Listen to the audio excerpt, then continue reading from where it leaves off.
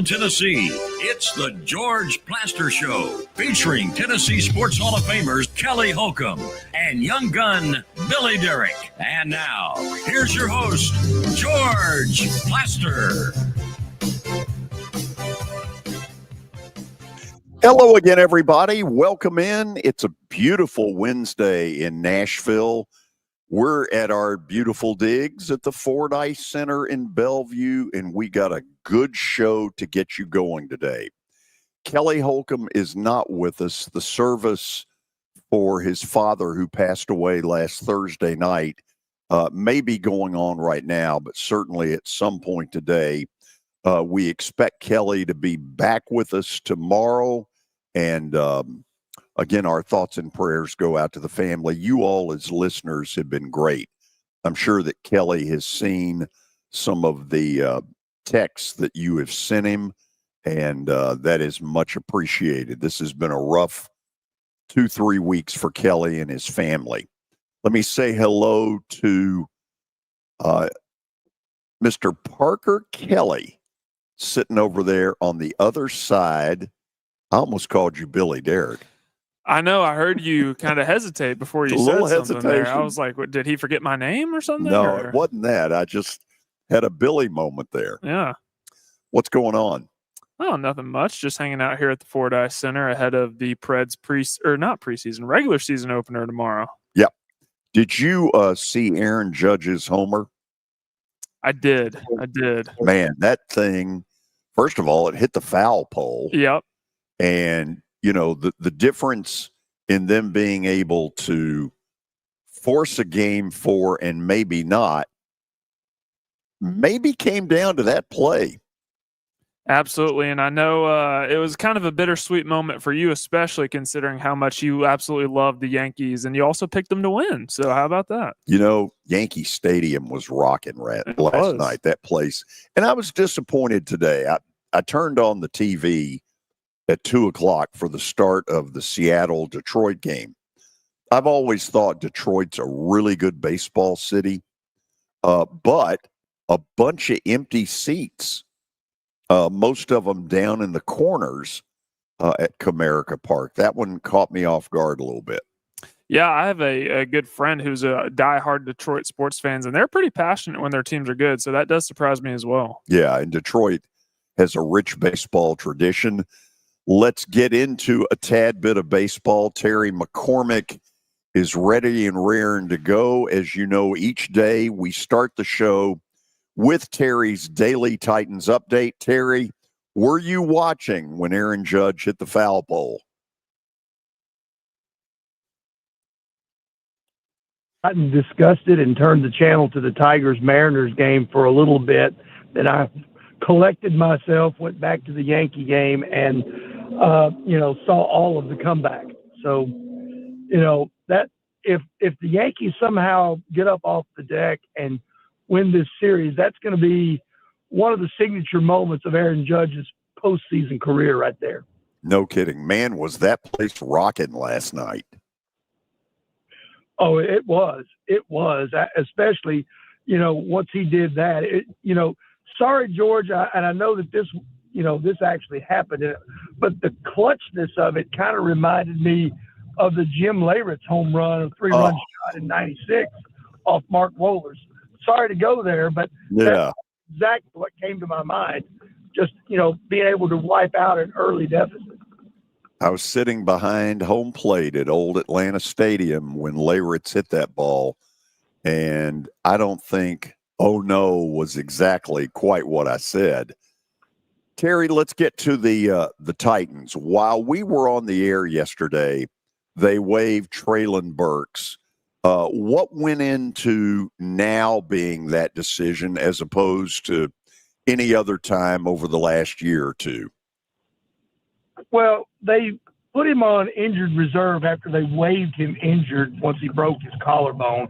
And yesterday's move really is procedural to a certain extent.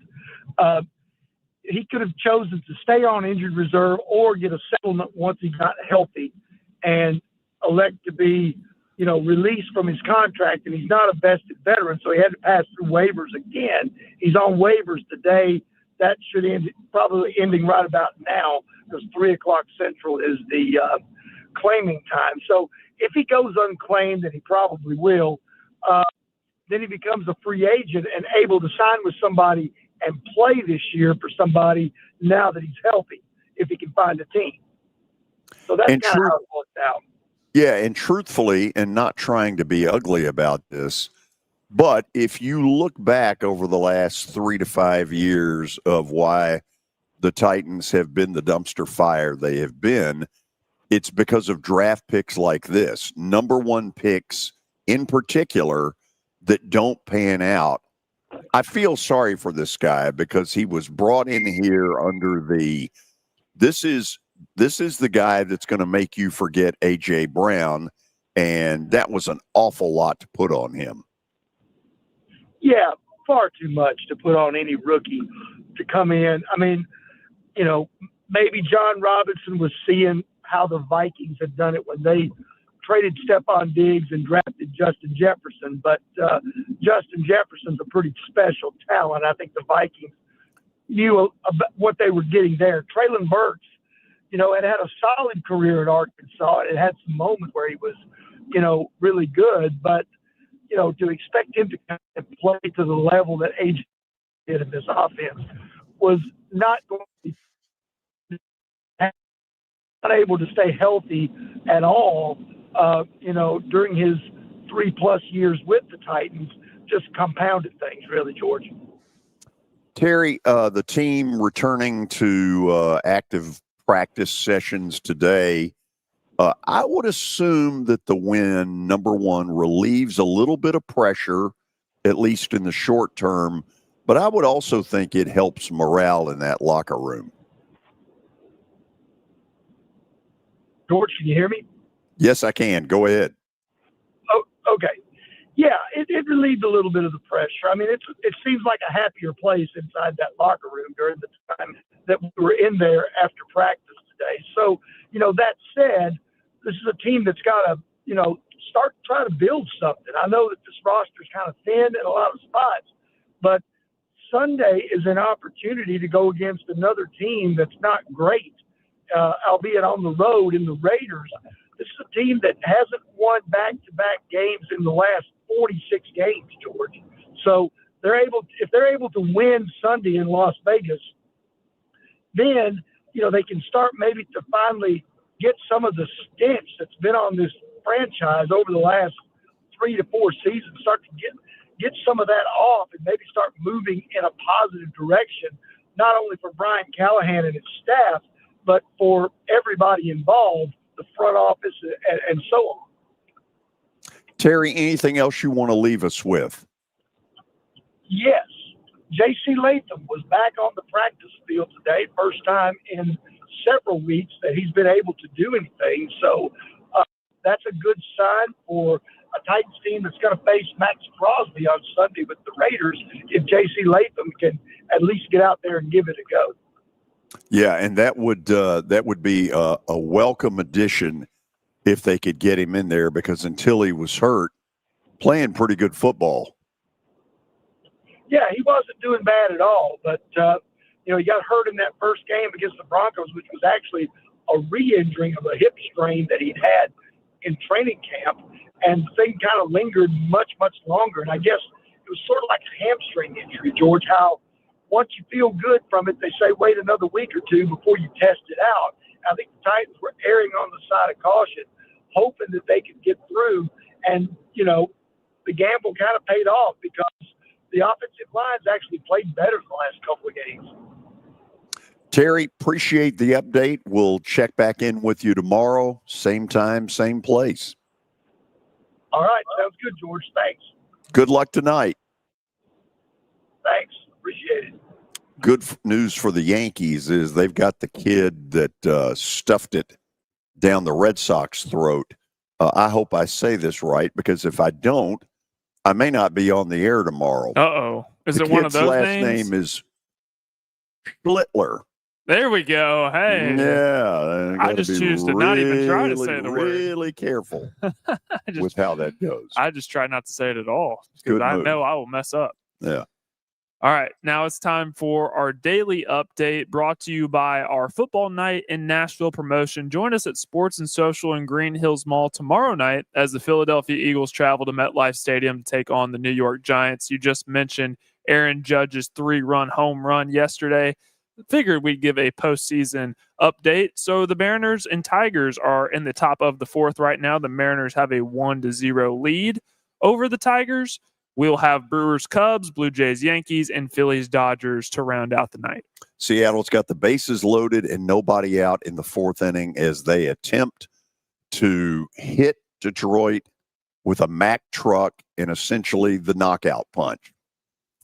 Absolutely. George, I told you that I was going to do better with my update today, and I have a lot more to go, so we'll have to fly through some of this. But we have some AFC North news, specifically the quarterbacks. The Bengals have announced that they are going to start Joe Flacco on Sunday versus the Green Bay Packers. That's a 3:25 kickoff. Also, Lamar Jackson still not practicing for the Baltimore Ravens this week.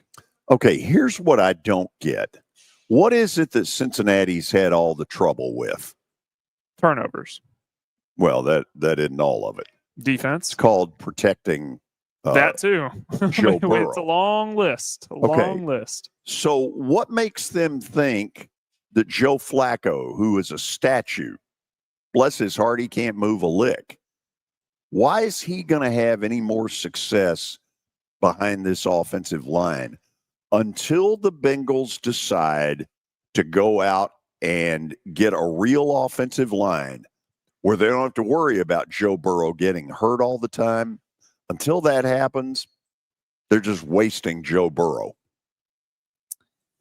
They need a lot of things, and for some reason that front office just can't seem to figure it out. But to me, this is kind of a last-ditch effort to save Zach Taylor's job. They need something. They've always had a reputation of being cheap, and I don't know if that's what's contributing to it here or not, but I know this. If you go back as far as the playoff game here, when Joe Burrow got sacked 9 times, Mrs. Bueller.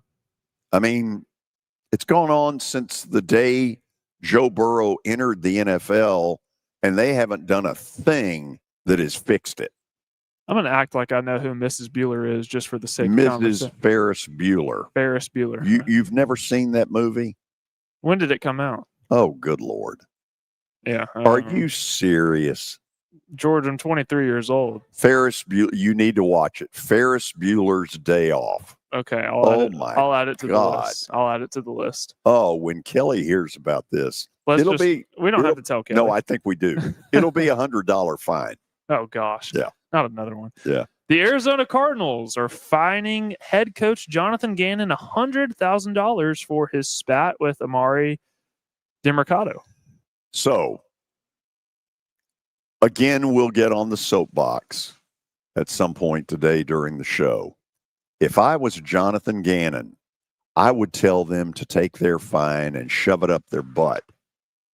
What coach who's worth a hoot after watching his player do that wouldn't be pissed off? I mean, if he just sat there and was like, you'd be sitting there going, where's the fire in his belly? Well, he showed plenty of fire. The one that ought to get fined is the running back who didn't apparently have a brain as he was headed to the end zone. That's the guy that should have gotten fined. He shouldn't even be on the team today. Good Lord. I mean, what is this world coming to? I don't know. We have some college. That got me going, didn't it? It did get you going for the third day in a row. Yeah, I know. Let's see if we can keep it going the whole week. Stupid. We have some news in college athletics. The NCAA has officially adopted a single transfer portal window for FBS and FCS that's going to start in 2026. That'll run from January 2nd through the 16th, a 15-day window right after the CFP quarterfinal round. Okay, so stop there because we're going to talk about that later because there's certainly some discussion going on. It's better but it's not what they needed to do, in my opinion. This is what we were talking about before the show, but the D1 Administrative Council has voted to remove restrictions on gambling on pro sports. College athletes will now be able to bet on pro sports. I did see something that said this is not going to become official across the entirety of college sports until it's approved by Division II and Division III, but Division I is good to go. So the question becomes, what changed? Well, I think what changed is that they realize that no matter what their rule is, these kids are doing this all over the place. So they've tried to soften it in hopes that maybe that would be the middle ground where they would not have to keep, blowing players out of the water. Do I think it'll work? Heck no. Absolutely not. I got two more things on the list here. Lay them on me. UNC has scrapped plans for their Hulu series that was after a 2-3 start. They had a Hard Knocks that was supposed to air on HBO. That got scrapped. And now they're supposed to have an end-season series on Hulu. That has been scrapped since as well. So there's a long article in The Athletic about what it would cost to buy that whole group out. First of all, you've got Belichick, who at least in the early going has failed miserably. He and Michael Lombardi, what they have put together is a dumpster fire. Then you got this thing where you got a 23-year-old girlfriend to a 73-year-old head coach who appears to be calling all the shots. And I don't know. I mean, do I think he'll be back next year? Yeah, I do, because I don't think Carolina can afford to buy him out. Does what's going on at North Carolina eliminate the possibility that a pro team will take the greatest coach in NFL history and bring him back? I think this has shut the door. I think it is that bad. I watched their game Saturday against Clemson. Clemson called off the dogs at halftime. They were up, I want to say, 31-3, and basically closed up shop, where that game could have gotten in the 50s or the 60s. Oh, yeah, they definitely let their foot off the gas there. Last thing, Arch Manning has been labeled college football's first flop by The Athletic. Did you see that, George? No, I didn't. I'll say this. It doesn't look good right now, but I just have this funny feeling that when all is said and done, a year or two from now, that he'll be able to look back on this and go, I think eventually he's going to figure it out. There's a lot of pressure on this kid, probably more than any college kid deserves to have heaped on him. And certainly Warby Parker, the glass-making company that he endorses, I'm sure they're hoping he gets better. Here's my thing, and I'll make this quick. Flop is a career-defining term, and Arch Manning has played 7 games. Seems ridiculous to me. It's early, but also, it's almost like kind of mid-season grades kind of stuff. And that's about all it is. Yep. Okay, after the break, Mike Organ will join us from the Tennessean. Mike is the hardest working sports personality in this city, has celebrated more than 40 years with the Tennessean, and we will talk with him right off the bat about an interesting article he wrote about Vanderbilt quarterback history. Stay tuned. This is the George Plaster Show. When I got my first car, my dad told me, keep the gas tank full and my number on speed dial. Now parents are telling their kids, save 615-242-9000 just in case. I'm Blair Durham. If you or someone you love is in a wreck, call us. We're here to get you the money you deserve. A golf cart from Mikey's Motors is the perfect way to get around this summer. Whether you're going to the park, the pool, or the playground, do it in a brand new golf cart from Mikey's Motors, Franklin and Murfreesboro. Summertime fun in Tennessee. That's what we sell at Mikey's Motors. Come see how we roll. It's easy to say good things about the folks at Strike and Spare Family Fun Centers. Number one, I trust them with something that's near and dear to me, the Plaster and Friends Celebrity Bowling Night. But more importantly, I see the fun people have. They enjoy the bowling. They enjoy the camaraderie, and you will too. Come by any of their locations and get ready to have some fun. At Wilson Bank and Trust, we believe you shouldn't have to choose between personal service and digital solutions. As your local independent bank, we're proud to offer the relationships and trusted service you expect, along with the tools and technology that keep you moving forward. So whether you're growing a business, buying a home, or planning for the future, we're here to help. Because this isn't just where we work, it's where we live too. Wilson Bank and Trust, here to get you there. Member FDIC. Are you looking for expert medical care in Nashville without leaving your home? Medical House Calls brings concierge-level health care directly to your door.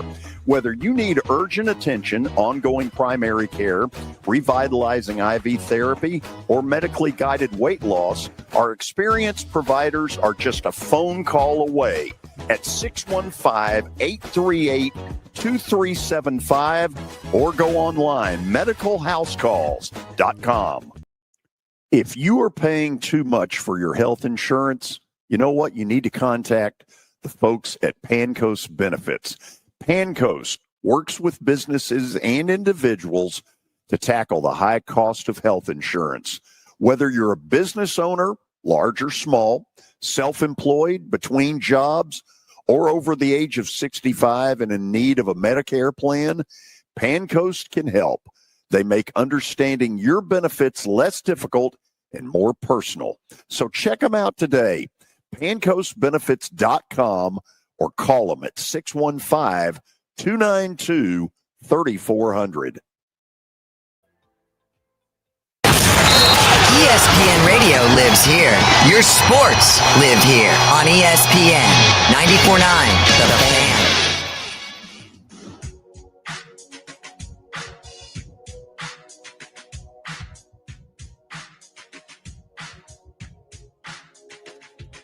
Okay, we are back. Let me do a little checking on the baseball playoffs and see that Seattle is now up 2-0 with the Tigers batting in the bottom of the fourth. The Cubs will try to keep their season alive this afternoon at Wrigley at 4 o'clock against the underrated and really talented Milwaukee Brewers.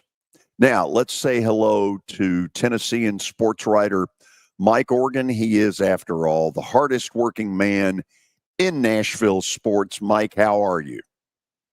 I'm good, George. And as you say that, I'm on my way to work, headed to Murfreesboro to cover the Blue Raiders game tonight. So this is the beginning of their stuff in midweek in Conference USA. They've kind of copied the MAC, and they're playing a bunch of Tuesday and Wednesday night games, which sounds great as far as getting national TV exposure. But, Mike, as you know, it has not gone well at the gate. It has not at all, George. It's really been very embarrassing. Have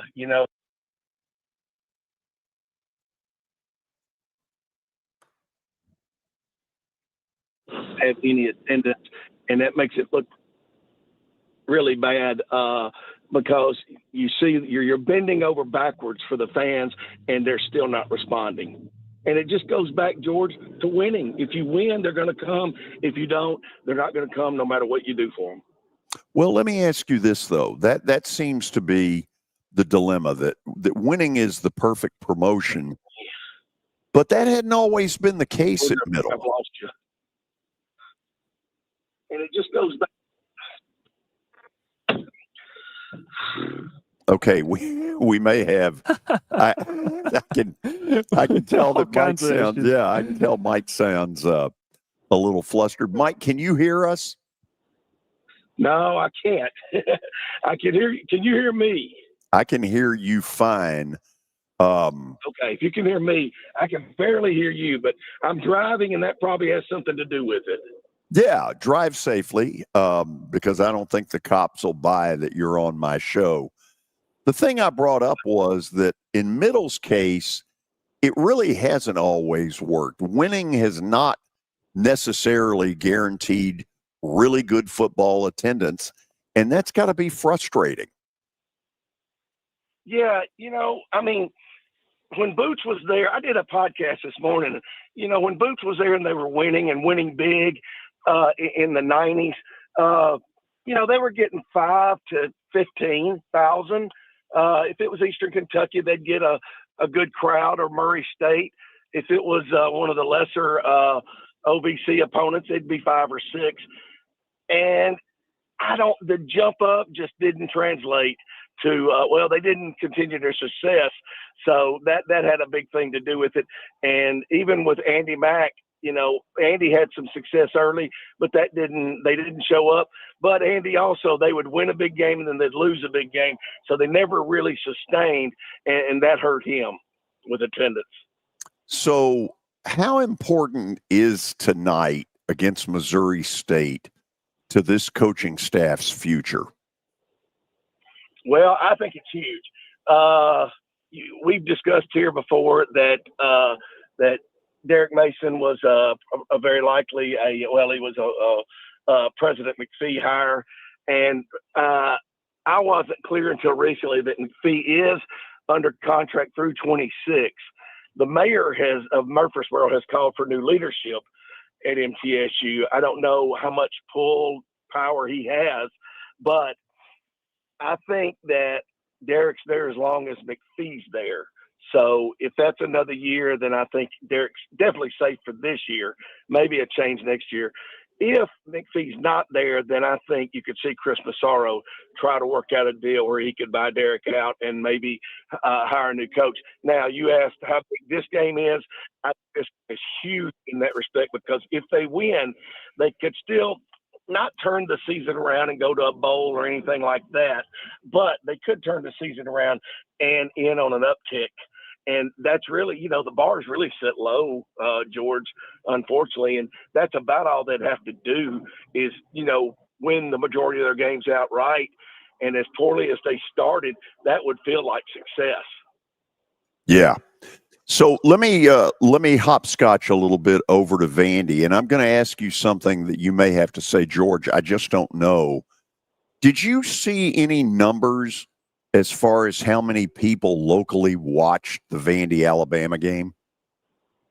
I did not, and I had a friend, Sean Root, who asked me to check on the Vandy game and the Titans game. He felt like the Vandy game would draw higher ratings, and I did not do that. I don't have access like I used to. Those ratings are tough to come by, as you know. You're in that business. Yeah. And I don't have the same connection I had. One station used to have only one station in town or market gets those ranked ratings that I know of, and they lost them to another station, and I never established a relationship with the other station or so far. So I don't have them, but by this time of the week, usually by Wednesday, they start coming out. So I'm going to check on that. And I know it's a long way off next week, but I'll text you, and maybe you can talk about it on your show tomorrow. I'm going to try to find out how good they were, Vanderbilt and Alabama, because it was a good game. And if you tuned in, you had to stay tuned in. And the Titans. And if you didn't stay with the Titans, boy, I don't know how many tuned in initially, but if you didn't stay with them, then you paid for it. Yeah, it was a hard to believe ending. A miracle comeback with the aid of some real stupidity on Arizona's side. So let me go back to Vandy for a minute. You wrote a very interesting article about Diego Pavia talking to former quarterbacks at Vandy. Kind of tell people what you learned out of that exercise. Well, two things I learned was that former quarterbacks are extremely high on Pavia. everybody I talked to loved him. Not one person said that he's a product of the system or anything like that. And two, not to take anything away from him, but they were not only impressed, but incredibly jealous of the protection that he gets, the offensive line protection that he gets. Whit Taylor, who's one of the greatest guys I know, I told Whit, I said that I had heard they used 12 offensive linemen in the rotation against South Carolina, and that just floored him. And George, you think about that. What if Whit had had that kind of protection? What kind of success would he have had? I mean, he was very successful at Vanderbilt, but how much better would he have been? Now, he had a good line. He had a big line, but he didn't have 12 players in the rotation. So I think that's the two big things is that I learned was that they love Pavia. They think he's a perfect fit for Vanderbilt because he's non-traditional. He gets rid of the ball quickly. You have to have a quarterback-oriented offense. That's what Watson Brown told me. He said, when I was anywhere I was, he goes, I was at places where they hadn't won and it was a struggle. And we had to be quarterback-oriented because we couldn't just turn around and hand the ball off to somebody. So he's a guy that can handle that pressure. And he's a guy that takes advantage of, or the staff has done a wonderful job of building around him. Knowing he was coming back this year, they really focused on going to the portal and bringing in some really good offensive linemen. They already had some other good skill people coming back, receivers, and they went out and got a running back, I guess. But the main thing is they went out and got linemen for him. So you and I have been around this block a few times. This is not our first rodeo to use some old cliches. We've both seen 40 to 50 years of Vanderbilt football. And your article got me to thinking about, okay, Diego Pavia, I think you can make the argument, has had more impact on Vanderbilt athletics than any athlete in that 40 to 50 year period. But I got to thinking about, okay, with each individual sport, football, basketball, baseball, who were those people that had the most impact? I came up with, for me, David Price, because he sort of set the table in Vanderbilt baseball for all of the success that Tim Corbin has had over the years. And people will probably say biasedly, I went with my buddy Will Perdue, because before Will developed, the year before, we had an 11-game SEC losing streak. I say we because I was part of the broadcast crew. That makes for a long year. All of a sudden, Will develops, and bang, it's totally different. You got any other thoughts? Anybody else you'd put in there? I guess, when you posed the question, David Price was the first to jump in my mind. Jay Cutler would be a guy that would be in that discussion. I like Pavia over Jay Cutler because I don't think Jay Cutler ever made anybody around him any better. In fact, I think that he may have made players worse because he wasn't popular with his teammates. Pavia makes everybody better from every position on defense to special teams to every player, a teammate on offense. So obviously, I would, like I said, Cutler would be in the mix, but I would take Pavia over him. I was always a big Shane Foster fan. George, I thought he had great impact on the basketball team, and so he's the only one that I would include. I'd agree with you about Will, and what's amazing is just the development he made. Ed Martin helped him do wonders. The old TSU coach who I guess he was on the staff by then, wasn't he? Yeah. Yeah. So Ed Martin helped him in the post, and Will developed into an incredible player that made an incredible impact. Mike, it's hard to believe when you bring up Shane Foster. I remember the day before his visit to Vanderbilt's campus, Kevin Stallings and I had lunch, and we were at a Mexican restaurant. I do remember that, right down the street from the campus. And he told me, he said, I've got a chance at a really special one. He said, the only reason we've got a chance is because we've gotten in on him way earlier than anybody else did. He said all of a sudden Kansas is starting to look at him in North Carolina, but we're the ones, and we've got to get him committed this weekend. And I guess they did. Yeah, what a player. And he's spoken of that many times. I've gotten to be closer to Shane since he stopped playing than he was when he played, because I wasn't covering him, but I've dealt with him a lot with his YMCA domestic violence charity that he works for and calls. And he's talked about that a lot. Shane's the kind of guy that's going to pay back loyalty. And that was great for Kevin to notice that. But I think he saw what a special player, an incredible shooter he was, and knew that they had to just to jump on him then. And I just think he was the best player in Kevin's tenure.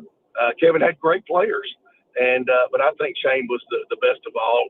And back to the Pavia statement, he made people around him better. Mike, I have an idea that I want to present to you. Are you ready? Sure. So this idea that a group of 5 team in the college football playoff has a chance to go on a run, I think that idea is dead. Now, if this were the 4-team era, sure, it would certainly be easier. But in this era of the 12-team playoff, I think that idea is pretty much stupid, if I'm being frank. What would if we were to have, let's say, a separate group of 5 playoff, and you have all these group of 5 teams that are able to compete for a legit shot at winning a championship trophy, do you think that would benefit a team like MTSU and this era of NIL, where those schools are trying to get any competitive edge that they can possibly get, and they could use that money that they make from the playoff and distribute that evenly among the schools? Do you think that would be a good idea? I think it would be a good idea for the non-group of 5 teams or group of 4 teams, whatever. I think you would have. I think that would work. The problem that I see, Parker, is that we're probably moving away toward that, and we're moving more toward excluding those outside the power conferences. 50 to 60 team league for playoffs, and that's just everything I hear, everything I see seems to be moving that way. But I do think the transfer portal can benefit teams like MTSU in being better and being capable of making runs like that, because you got a guy that might just be, the 23rd guy after 22 at a Michigan or Ohio State that ends up at an MTSU or Memphis or wherever. Yeah, and I just kind of hate it, because I do think that's the direction we're moving, because there's a lot of emphasis, especially on the SEC and the Big Ten, and even the ACC and Big 12 aren't getting it as much love. But what does that mean for the group of 5? And for somebody like, I never played in the SEC, I played at a Division III school, and I just kind of hate to see those athletes not get as much love, not as much attention. Yeah, it's kind of interesting is that, speaking of MTSU, Luke Donnelly always told me that's why MTSU made the move up from, it was then Division I AA to 1A. They made the move up because Boots saw this coming. He saw there being a super conference, and he said, if you don't move up and get in that top conference now, you'll be forgotten. And he was basically saying, if you stay 1 AA, you'll be so far out of the realm of legitimacy or attention that you'll just be forgotten. And I'm just really afraid that's what we're moving toward. I agree. And I kind of want to transition to Vanderbilt now. They have their first loss of the season, but in the preseason, we were all talking about, their first 6 games, pretty manageable. But when you get to the back half of the regular season, that's when you have your LSUs, your Texases, your teams like that, Tennessee. But now looking at Vanderbilt's back half of the schedule to see how LSU has struggled, to see how Texas has struggled, those are very winnable games for Vanderbilt. Do you still believe they're a legit college football playoff contender? Yeah, I do. If not a contender, I think they've got a good shot at ending up with a good season and going to a nice bowl. And I can see them getting in the playoffs. You mentioned the problems the other teams are having. I don't know where Tennessee is right now. Them not playing last week, they seem to have forgotten exactly where they are in all this. But I see it coming down to maybe a Vanderbilt or a Tennessee being one of those last teams from the SEC getting in. But no matter what, it's Vanderbilt is so far past the days of, and George remembers this, when they started 5-0 and then lost, I think, 5 of their last 6. Those days are gone. This team is a team now that can lose and survive from it because they didn't get blown out in that loss, or things didn't just come completely apart and they weren't exposed by some particular aspect of their game that the rest of their opponents were able to focus on. This is still a very good, solid football team. And like I mentioned before, it's solid in the trenches, and it's hard to do anything when your team is solid in the trenches and has a good quarterback. So I would still say, I'd still say the playoffs are a little bit of a long shot. If that's not an oxymoron, I don't know. But I do think they'll finish strong enough to have a nice bowl and maybe even have double-digit wins, which I think is the first time either ever or in 50 years or something like that. I think it's ever. Yeah, and kind of going off of that, I watched that Alabama game, and I'm thinking to myself, I think a lot higher of Alabama, obviously, after, than I did after the Florida State loss. But looking at Vanderbilt, I don't feel too much differently about them because they were right there in the second half. Now, the score looks a lot uglier than the game actually was because Alabama had that, last-second touchdown. But if Diego Pavia doesn't have those 2 turnovers in the red zone, we could be talking about maybe a field goal difference of a game. So I leave that game in Tuscaloosa thinking I don't feel a whole lot different about Vanderbilt. Yeah, that's interesting, Parker. I don't know that it's ever been said that Vanderbilt's performance against Alabama made people feel better about Alabama, but I totally agree with you. Alabama was fully aware of what they were getting themselves into in that game, and they knew they had to play well, and they did play well, and that's what it took to win.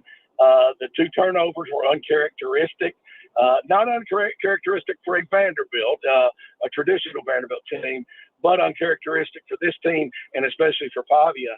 And, yeah, I don't feel any worse for Alabama after seeing them struggle a little bit or at least allow Vanderbilt to stay in the game. Mike, great stuff as always. Let's do it again next week and try to behave up in Murfreesboro. I'll do it, guys. Thanks. Appreciate being with you. Absolutely. Tell Chris Massaro we said hello. Okay, after the break, we're going to delve a tad bit deeper into what Parker put out there at the start of his questioning of Mike Organ, and that involves the other playoff for the little guys. This is the George Plaster Show. When I got my first car, my dad told me, keep the gas tank full and my number on speed dial. Now parents are telling their kids, save 615-242-9000 just in case. I'm Blair Durham. If you or someone you love is in a wreck, call us. We're here to get you the money you deserve. Preds hockey is back. Join us for opening night on Thursday, October 9th as your Nashville Predators host the Columbus Blue Jackets. Meet the players at the Gold Walk, enjoy a pre-game plaza party, and help us welcome back hockey in Smashville. Plus, all fans in attendance will receive a special edition Nashville Predators Season Tour t-shirt. Secure your tickets today at NashvillePredators.com. That's NashvillePredators.com. We can't wait to see you back in Smashville. Let's go, Preds! Sports and Social in Green Hills Mall is the new home for our Football Night in Nashville promotion.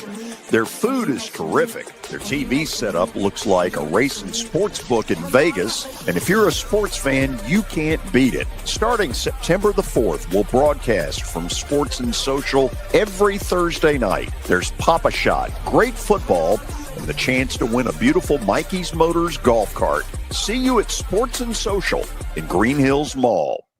Venture Express has been helping people in this area for more than 40 years. They're headquartered in Murfreesboro with over 30 years of dedicated fleets involving production, manufacturing, and corrugated experiences. They're an asset-based company with over 700 tractors, 4,000 trailers, and 800 drivers. If you need their help, dial them up 615-793-9500 or log on to ventureexpress.com. Here's Officer Darren Hoskins for the Metro Nashville Police Department. The Metro Nashville Police Department is on the forefront of policing in this century, and I'm glad I'm a part of it. I'm glad I get to find other good officers, other future good officers. And if you're watching today, or you yourself or someone you happen to know is interested, join mnpd.com. Feel free to reach out to us because we need good officers, and it's a great city to work for.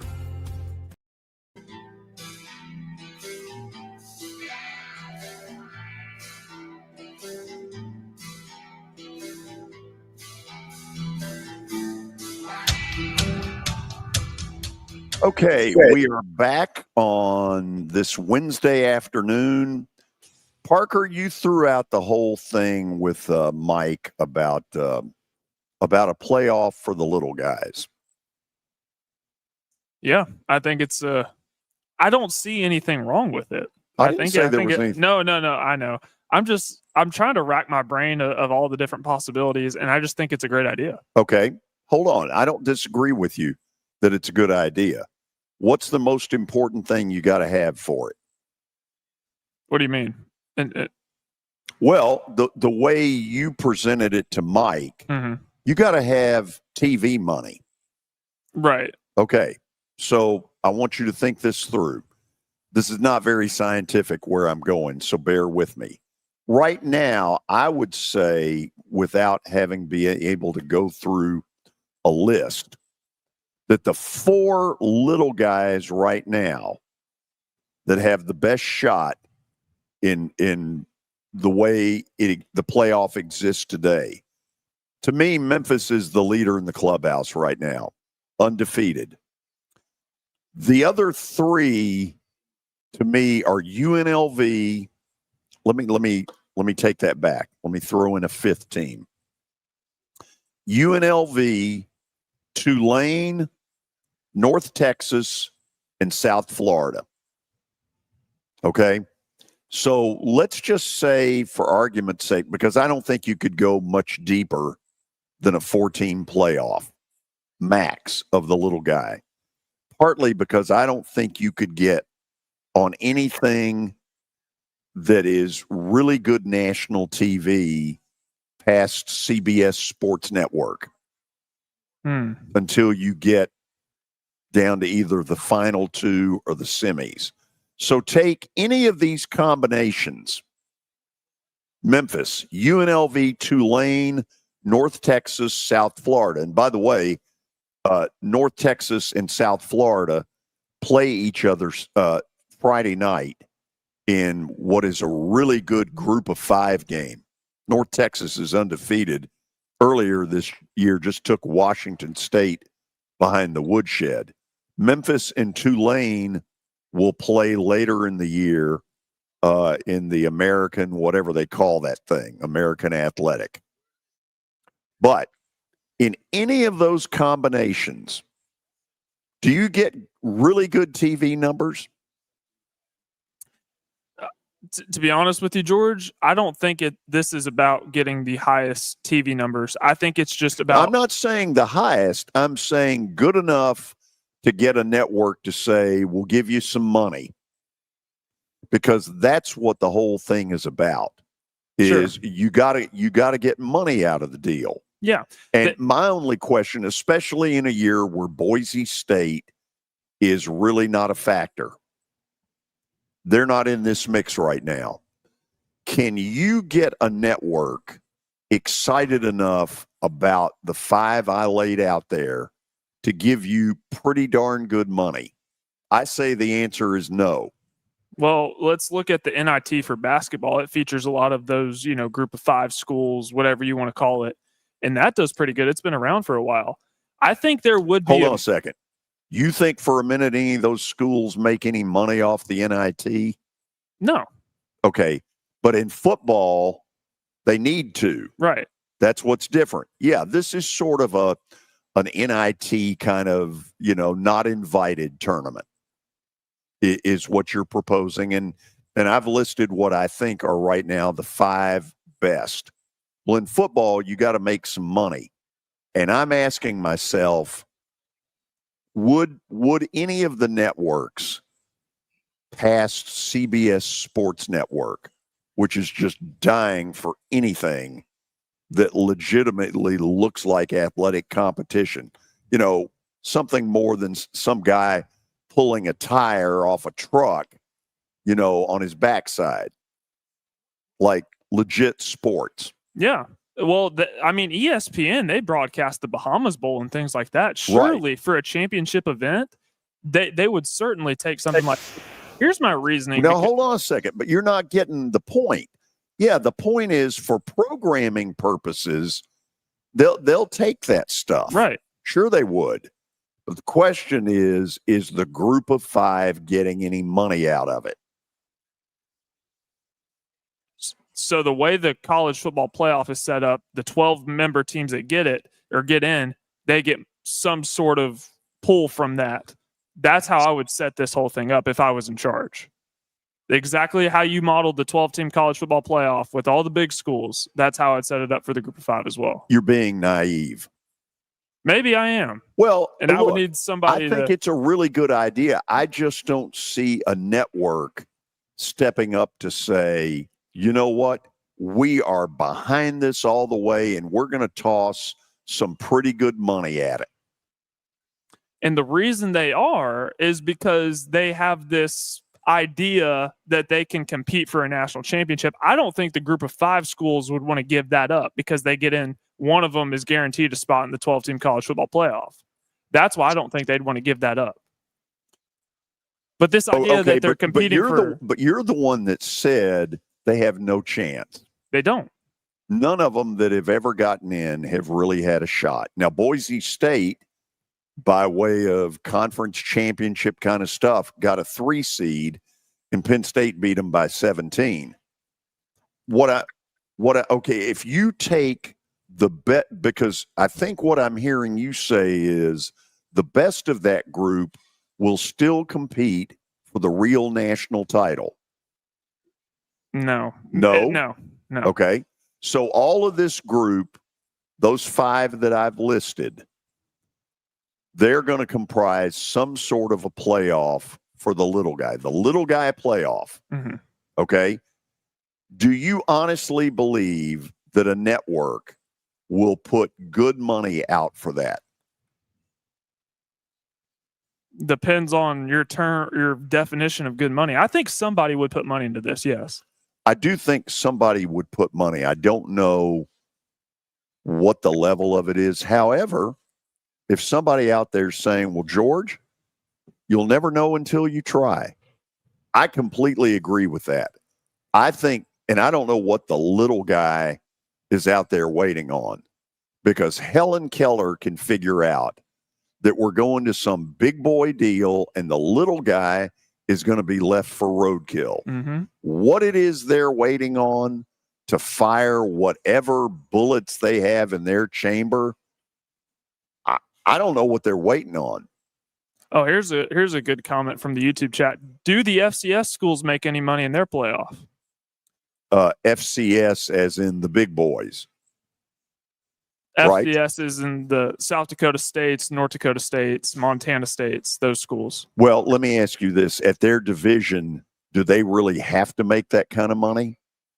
No, not to the level that the SEC and the Big Ten does. But and let me say this: the FCS thing, I never can get which one's FBS, which one. I don't know why we don't just go, Division One, Division 1AA. Right now, the FCS thing is in the most solid position it's ever been in, because North Dakota State has gotten it more pub than we could have ever dreamed. The people that are running that title game that'll be played at Vandy are dying for one of those four out there in the West to get in because they travel really good. There's going to be a market. I mean, a ton of Nashvillians are going to want to go to that. So I think if you do a similar thing with the group of five, yeah, it may not be as big as the actual 12-team college football playoff, but there are going to be people that are interested. I don't question that there's interest. I'm questioning, is there really good money for the schools to make? Because they're going to want to make some money.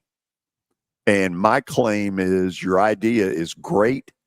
I just don't think they're going to get the kind of money that they're going to act like they need. And here's my whole reasoning behind this.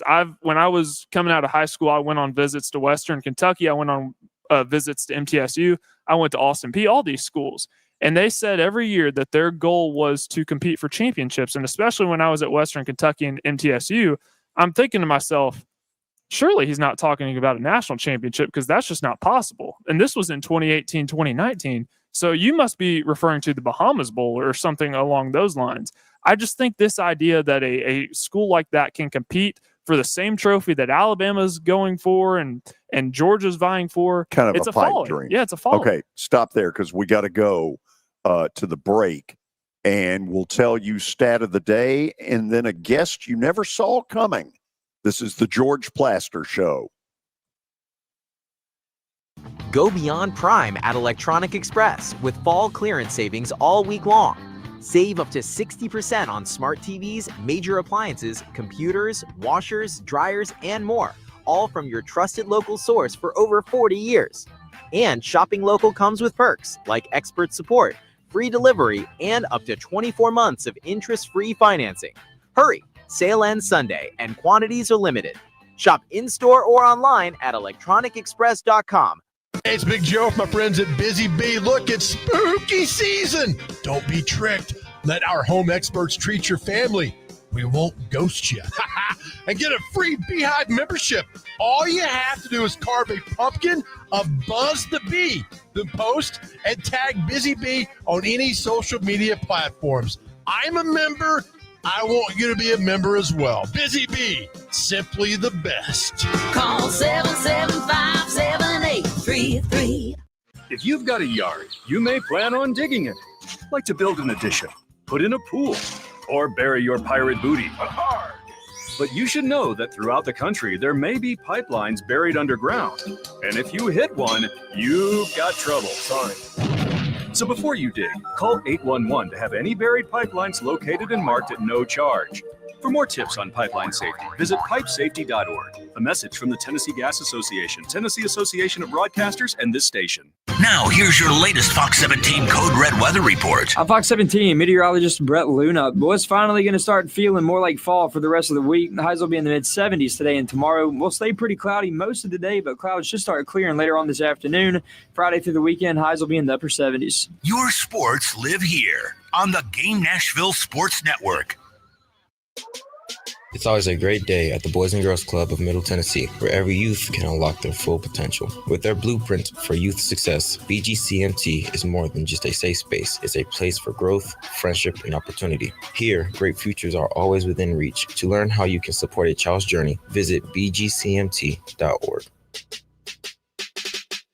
Kick off your week the Massaro way, where every snack comes with a side of queso, every matchup is met with a bold margarita, and every fan becomes familia. With bold flavor and unbeatable vibes, this is how Massaro does football. From every drive to every down, Massaro is where football hits different. This isn't game night, it's Massaro Football Mondays on 12th South. Mondays were made for Massaro. Evan, Canty, and Michelle are unsportsmanlike. The relationship between Drake May and Josh McDaniels and the way in which Mike Vrabel is leading this team and the way that the defense is getting after people. I'm trying to stay calm, but I'm getting very giddy at the fact that this team has a wide open AFC, and maybe it's not for now, but for later, this team is going to be something to reckon with because that quarterback is legit. Unsportsmanlike. Weekday morning starting at 6 Eastern on ESPN Radio and on ESPN2. Previously on Clinton and Friends. Joe in Arkansas, what's up? I'm one of them dudes. I'm a hauler. These are the drivers. You remember in Shawshank Redemption where he told him, I know a guy that knows a guy that can get some things? I'm the guy that he knew. He be on the road, see Weezy. We listen to you. We love you. I love you. We love you. Thank you for what you do, sir. Clinton and Friends, weekdays from 10 to noon Eastern on ESPN Radio and on the ESPN app. Your sports live here. WBUZ HD3 Laverne. All around the world on the Game Nashville app. We are the Game Nashville Sports Network. ESPN 94.9. The Fan. A Cromwell media station. 30 years of the best sports talk in Middle Tennessee. It's the George Plaster Show, featuring Tennessee Sports Hall of Famers Kelly Holcomb and young gun Billy Derrick. And now, here's your host, George Plaster. Real quickly, time for our stat of the day, brought to you by Apple Collision Centers. Facing elimination in the postseason, Aaron Judge has 6 homers, tied for the most in history with whom? Hint, he's been making fun of the Yankees this postseason. Oh, wow. Has 6 homers in postseason. He's been making fun. Big Papi. Big Papi? Big Papi. Oh, yeah. How about that? The hint was very helpful. Yeah, that was great. Because I got to thinking it was either Pedro or Big Papi. Red Sox hate the Yankees, all that kind of stuff. Okay, we welcome all of you officially into the 4 o'clock hour from our digs at the Fordyce Center in Bellevue. Let's get a quick baseball playoff update, and it's dramatic. The Tigers score 3 in the bottom of the 5th inning. They have tied Seattle at 3-3, top of the 6th inning. This is do or die time for Detroit. They're down 2-1. They lose today, it's adios. They win today, there will be a game 5 in Seattle on, I guess, Friday. Actually, I think it would be tomorrow. I may have to double check, but I was looking. Yeah. Okay. Here is one of these scenarios where people are going to learn something that they had no clue about. I had no clue about it. But my buddy Greg Sage, one of the hardest working sports information director types in the country, has been at Belmont for years. And from time to time, he will give me something that I have to say, I had no idea. Belmont men's soccer last night had a scoreless road draw in Louisville against the Cardinals. Securing their 7th road result of the year, the Bruins, at 6 wins, no losses, and 5 ties, extended the nation's 3rd longest unbeaten streak to a program record 13 matches. Parker, did you know that? I did not. Okay, that makes 2 of us. With that in mind, we say hello to Belmont men's soccer coach David Costa. David, how you doing? Doing well, George. Thanks for having me on. By the way, make sure and tell Corley that I said to give you a raise. Well, any emails you want to send are welcome. No, I want you to do it. I'll be lurking. I'll be lurking in the background. He'll say something ugly. Yeah, that's Plaster. That sounds just like him. I'll see him in about 5 minutes at a social for the department. So I'll let him know then. Make sure that he knows that. So, how in the world has this happened? Well, I mean, I think it's been a combination of a lot of positive factors. Obviously, you spent time at Belmont, and it's a special place.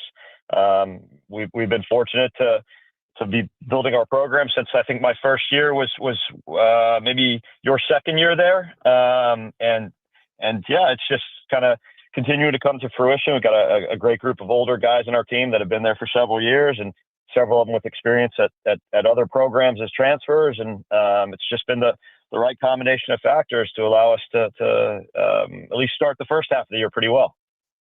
David, I'm going to ask some stupid questions because I'll admit up front, I didn't know that this was going on with this unbeaten streak until Greg sent me the text Monday morning. Stupid question number one. In the recruiting process, does the fact that Nashville has an MLS franchise and a pretty successful one in Nashville SC, has that helped you all? It doesn't hurt. It doesn't hurt to have professional soccer in your town and a program as well as doing as well as theirs. I think obviously Nashville as a whole just has so many positive things going for it. So I think Belmont's just done such a great job of capitalizing on those relationships, as we have with Nashville SC. Is a lot of alumni and graduates of just Belmont in general have worked there and have those relationships to partner with our program. Before you got there, it felt like a win one, lose one, win one, lose one. You never saw this buildup of momentum that you all have had. Was there some defining moment in all this that sort of took it from one level of pretty good to now this rarefied air of pretty good? I think every season is its own now in college athletics, as you know, with the transfer portal and graduations and who's on your team from year to year. And I think we've had a couple. I mean, I think our program handled COVID incredibly well at that time and allowed us to kind of uptick results-wise coming out of that. But to be honest, last year we were ravaged with injuries. Some of our best players, broken bones, different things that just couldn't be preventable. And we didn't qualify for the postseason last year, and that left a pretty bitter taste in everyone's mouth. And instead of playing into, I think, what happens at a lot of places where guys just get out of the program, they go find somewhere new. Our guys dug in, fought extremely hard all spring, and prepared well in the summer, and stuck around, and wanted to make sure, especially a group of seniors that we have, that their final year was something they could remember and hang on to. And I think it's just kind of happened over time, over the last year, where this group of guys is just we've become incredibly player-led, and I think every great team usually gets to that point. And I'm guessing here, and it's probably a pretty good guess, that your goaltending has been rock solid. Yeah. We have a guy named Grant Calvert who's been exceptional. He spent his first 2 years rare unicorns of college athletics that still has a COVID year. That he spent his first year at St. Louis during COVID. Second year he got injured and redshirted, and they went to the Elite Eight that year. And then he chose to transfer to us, and we've had him for 4 years. He's finishing up a master's degree, but he's just been just a total pro, mature, disciplined, and just a phenomenal player and leader over the last couple of weeks. David, here comes really stupid question number 2, but it's my lack of soccer knowledge just in general. But I think a lot of listeners would love to know, how do you qualify in soccer for postseason, for NCAA tournament, that kind of stuff? Lay that out to us.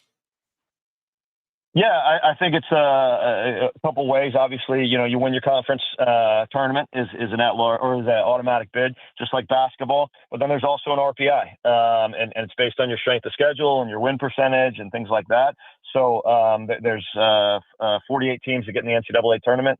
24 are automatic bids from conferences, and then that leaves another 24 out there for at-larges. And last year the Missouri Valley put in, which is the league we play in, put in 2 at-larges and the automatic qualifier. So it's a strong league every year, and currently there's UIC lost last. Prior to that, there were 3 teams that were still unbeaten in the league, and at this point, 10 games in the year is pretty rare through college soccer. There's probably about 14 teams left. So I think obviously, ultimately, we want to raise a Missouri Valley Championship trophy at the end of the year. That's our goal, and that's our path to the NCAA. I think the other stuff is you win enough games, you have a strong enough record, and RPI it takes care of itself. But for us, our priority is the Missouri Valley Championship.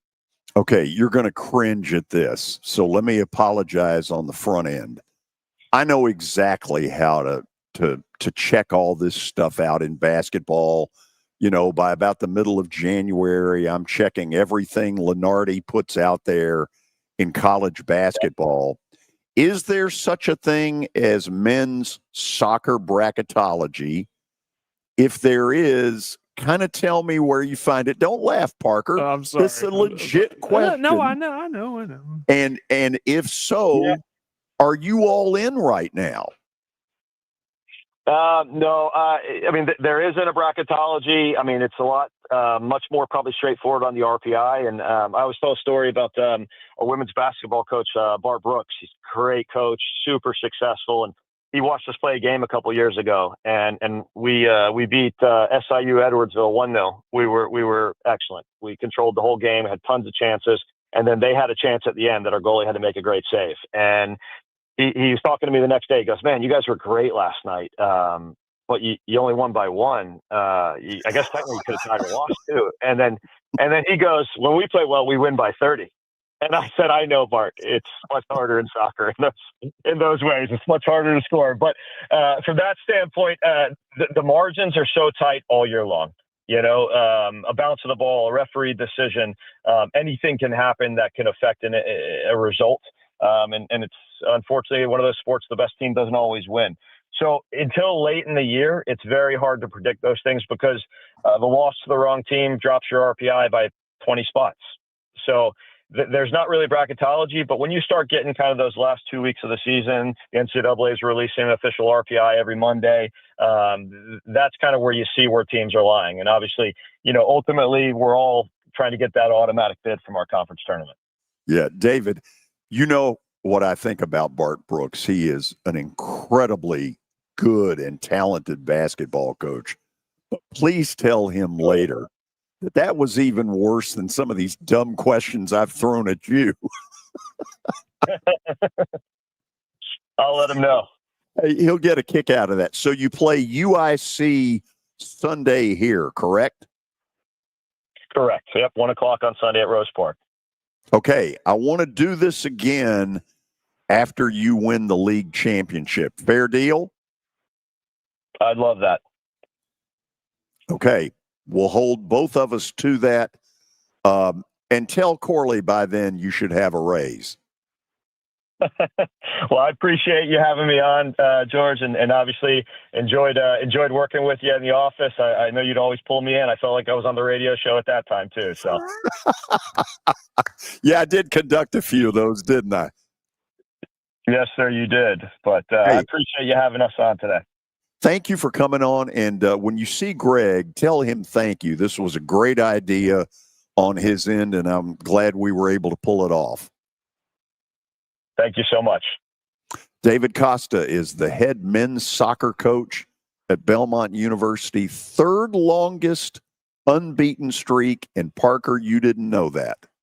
And neither did you. Not so we until both learned Monday. Something. How about that? Well, I knew it before you did. Yeah, it's okay. What's going on? You didn't know about soccer bracketology. You didn't. I could have told you that wasn't a thing. No, you didn't know that one way or the other.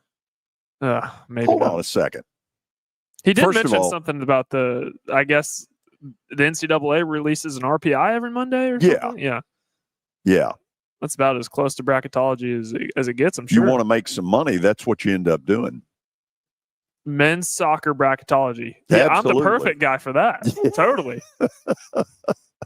So how have the Tigers rallied to take the lead? You've been watching it. I've not been paying close attention, but I did see they took a 4-3 lead. So my guess is another RBI double single. I just turned and saw it was 4-3. So okay, bottom of the 6th. Yeah, starting to feel like there might be a fifth and deciding game in that series. Okay, here's what we're going to do. After the break, you and I have got a couple of issues that we're going to talk about. And then around 4:30, we'll open up the phone lines and see what all of you have on your mind. Fair enough? Fair enough. Good. This is the George Plaster Show. When I got my first car, my dad told me, keep the gas tank full and my number on speed dial. Now parents are telling their kids, save 615-242-9000 just in case. I'm Blair Durham. If you or someone you love is in a wreck, call us. We're here to get you the money you deserve. Golf cart from Mikey's Motors is the perfect way to get around this summer. Whether you're going to the park, the pool, or the playground, do it in a brand new golf cart from Mikey's Motors, Franklin and Murfreesboro. Summertime fun in Tennessee. That's what we sell at Mikey's Motors. Come see how we roll. Look no further than Strike and Spare Family Fun Center. Here's Officer Garen Hoskins for the Metro Nashville Police Department. The Metro Nashville Police Department is on the forefront of policing in this century, and I'm glad I'm a part of it. I'm glad I get to find other good officers, other future good officers. And if you're watching today, or you yourself or someone you happen to know is interested, join MNPD.com. Feel free to reach out to us because we need good officers, and it's a great city to work for. Star Physical Therapy was established in 1997 with one great mission: to serve. If you're hurting, don't wait to receive physical therapy. You don't need a referral to see their physical therapist, and early morning and evening appointments are available. Make the call to 615-673-1420 and get rid of that pain. Star Physical Therapy, the official health provider of Football Friday. Are you looking for expert medical care in Nashville without leaving your home? Medical House Calls brings concierge-level health care directly to your door. Whether you need urgent attention, ongoing primary care, revitalizing IV therapy, or medically guided weight loss, our experienced providers are just a phone call away at 615-838-2375 or go online, medicalhousecalls.com. It's easy to say good things about the folks at Strike and Spare Family Fun Centers. Number one, I trust them with something that's near and dear to me, the Plaster and Friends Celebrity Bowling Night. But more importantly, I see the fun people have. They enjoy the bowling, they enjoy the camaraderie, and you will too. Come by any of their locations and get ready to have some fun. Or go online, medicalhousecalls.com. ESPN Radio lives here. Your sports live here on ESPN 94.9 The Fan.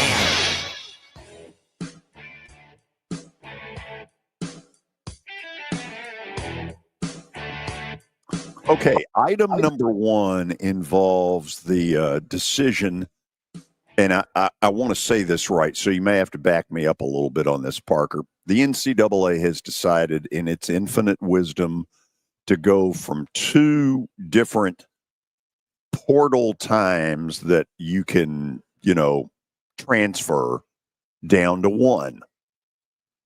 And in football, that one is January the 2nd through the 16th. Yes, or January 2nd. Is that what you said? January 2nd through the 16th, 15-day. Yeah. Okay, so the schools that are in the playoff are sitting there going, wait a minute, we haven't got time to be trying to figure out both. We're trying to prepare to win a national title, and you're asking us to do this. And I think the NCAA, they've come close. But am I right? They've given those schools like a 5-day window, 5 extra days? Yeah, 5 days after the national championship is over. Okay. So why not take the thing? The national title game is around the 20th. Yes. Okay, yeah. so why not go Monday. January the 20th to February the 4th? 2 weeks for everybody. Because that makes too much sense, George. So here's my thing. I'm glad that they've moved to one window, but in my perfect college football world, what I would do is I would move everything up and have the national championship played on New Year's Day, and then open up the portal window. You get 15 days to enter your name, and that way, by the time you find a new school, at the most, you miss 2 weeks of class. Now, That's my ideal world. Yeah, but hold on. You're talking you're talking now total nonsense. How in the world are you going to have a 16-team playoff end on January 1? Why do we have to move to 16? Okay, we're at 12. Tell me how you do that. You keep conference championships, if that's still a thing at this point. That first weekend in December, you have a week off maybe, and then you start playing. You don't wait for all these games to start. So, or you could just start after the conference championship weekend and just start the playoff that way. And even if you don't want all those extra games, get rid of conference championship games, which I hate to say. Well, let me say this. I think the day, and look, I used to love it. January 1st used to be the most meaningful football day of the year. And, like the Edsel, its day has come and gone. Do I think we could move it up a little more to about January 10th for the final? Yeah, I do. I think it involves the weekend of the Army-Navy game being a standalone, that for that to happen, it can no longer be standalone. That's the weekend, let's say December 13th, in or around that time. The December 6th weekend is the weekend of all the conference championships, and it's been made very clear to us that in the name of making money, those things which to me no longer make anywhere near as much sense, those are going to stay. I'll give you a prediction.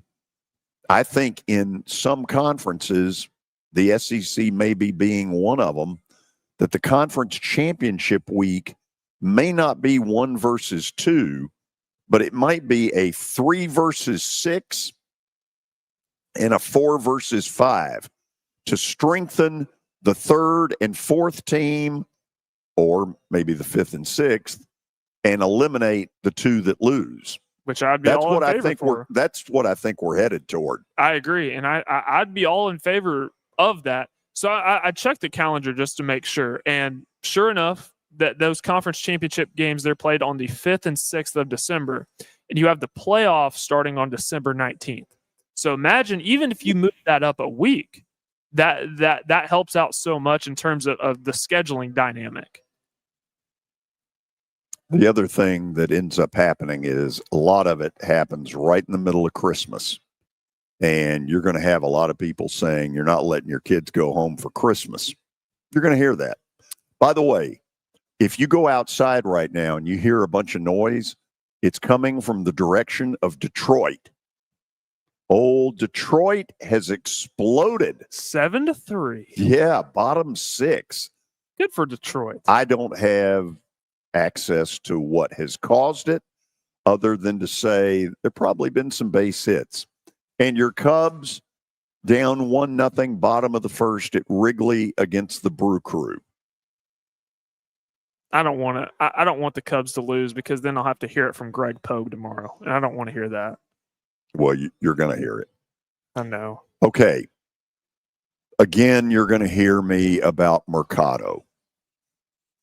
The Arizona Cardinals, going back to when they were in St. Louis, have been one of the worst run franchises in pro football. Not that we in Nashville these days have a lot to talk about with the Adams Titans. They're kind of a dumpster fire too, but Arizona has certainly had their moments. So yesterday they come out and they find their head coach, Jonathan Gannon. And by the way, Jonathan Gannon, and I didn't know this, I used to know a lot of the assistant coaches in the Titans ranks, but I did not know that Jonathan Gannon at one point was a member of a Titans coaching staff.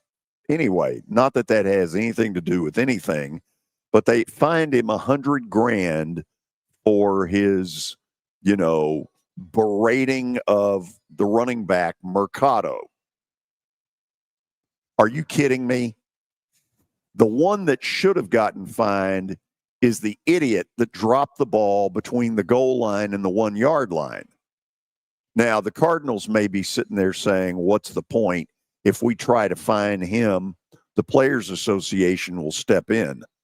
I believe the general public would support something like that. This play was so stupid. If I'm Jonathan Gannon, I would tell the Cardinals to take the fine and shove it. And just say, do what you want, but I am not physically handing you that check. Now, you may take it out of my pay, but I'll be damned if it's coming from me. What did Kelly say yesterday? If that would have happened back in his day, he would have got fought when he went back to the locker room. He would have got jumped by a group of players. I heard the clip from Get Up yesterday. I went back and I found that, and I see what you were talking about. We're having the wrong conversation here. We should be talking about DeMarcado, who idiotically let the ball, and even if he didn't, it's too close to tell. Why even take the risk? Brian Callahan mentioned in his presser on Monday that they're telling their guys to run through the numbers in the end zone before you let the ball go, just to be safe. What can it hurt? Well, first of all, the fact that a head coach has to talk to his players about this indicates that some of them aren't as bright as we would hope. Why is this a discussion? I don't know. But my point to the whole thing is this. The Arizona Cardinals have run up on a situation where they have fined the wrong guy. Okay, and maybe you can't find the player. But, the worst thing that can happen is that the Players Association files a grievance, and you have to go through it that way. I will say this. It is disappointing to me, and I know I'm being naive. It is disappointing to me that there's not one Arizona Cardinal that has come out and said, you know what? I can't support our player doing that. I'm a great teammate, but I am not going to support that kind of stupidity. Yeah, I haven't seen any clips of any media scrums, any statements released, anything like that. That stuff could be going on internally, but publicly, I haven't seen any of that. And I would sure hope that when a player costs you the game like that, because like Kelly said, you go up 28-6 in the NFL, it's pretty much wraps at that point. I sure hope there's some accountability, because if not, there's a lot bigger conversations that we need to be talking about with the Arizona Cardinals. Here is my shock to this. Okay, when I first read the story, and by the way, your Cubs have tied the game at 1-1. And I don't pretend to know who did what, but it's now tied 1-1, bottom one at Wrigley. Here's what's really surprised me. So early this morning, I see this story in The Athletic, and The Athletic leaves a section for reader comment. And man, was it crazy. And to be fair, only about 50% of the people saw it the way I do, that they fined the wrong guy. DeMarcado is the one that should have gotten fined. Now, if you want to slap Gannon on the wrist and say, look, we can't have that, we can't have physical whatever, but you know as well as I do, if he had just sat there and acted all stoic about it, you'd have fans right now going, what the hell's wrong with him? Where's the fire in his belly? He was in a no-win position now that he got fined for doing this. I'm not condoning any kind of physical whatever between the coach and the player. But the fact that he got in DeMarcado's face, anybody with a brain would have done that. So I witnessed a physical, and it was very minor. A physical altercation between a head coach and a player. And again, very, very small. And the coach was suspended for a couple practices, but was still able to be on the sideline for the game. And that was the extent of that. Not condoning any type of physical altercations between players and the coaches. Clearly that you and I both are in agreement on that. But DeMarcado should be getting the brunt of all of this, not Gannon. The dude cost him the game, and Gannon had every right to be upset. Football's a little bit different, too, I would say, in terms of the heat of the moment and things like that. That's unacceptable. It's unacceptable. It's no different than when Brian Callahan jumped all over Will Levis in the Jets game, the home opener a year ago, and he got caught using an F-bomb at Levis. There's nothing different about it. Right. It's heat of the moment, emotions. What has gone on here is that the Arizona Cardinals front office, which is a bunch of dimwits, gave in to a group of people yelling, "Oh, we can't have our coach looking like this." I'm amazed. So here's what I'm going to do, because I want to hear all sides of this, because I know that there's a bunch of people out there that don't agree with me on the stance I've taken on this, which, by the way, would have included that I would have cut him on Monday. He absolutely wouldn't be on my football team. If you're that stupid that you don't know ahead of time that that's wrong, then, there's something wrong. Anyway, I want to hear from a bunch of you, red-blooded Americans who have a strong opinion about this subject. Where do you stand on it? 615-759-9949.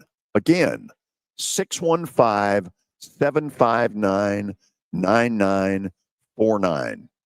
I want to hear from you. I want to know if there's a big group that doesn't buy this. Let me hear it. This is the George Plaster Show.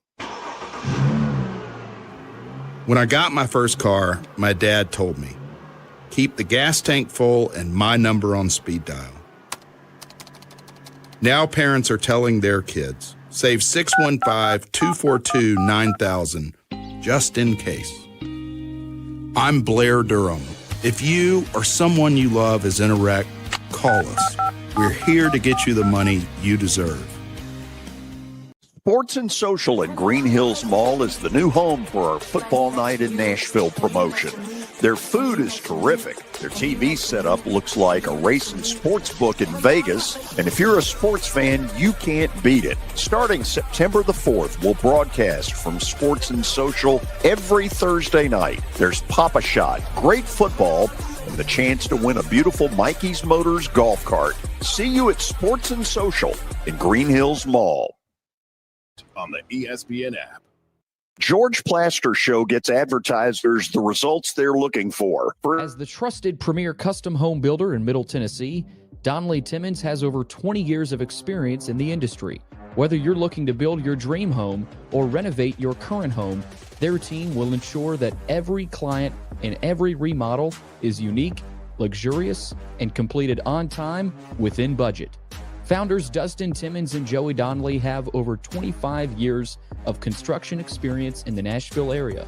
Together, they have completed projects in Forest Hills, Oak Hill, Green Hills, Franklin, and Brentwood.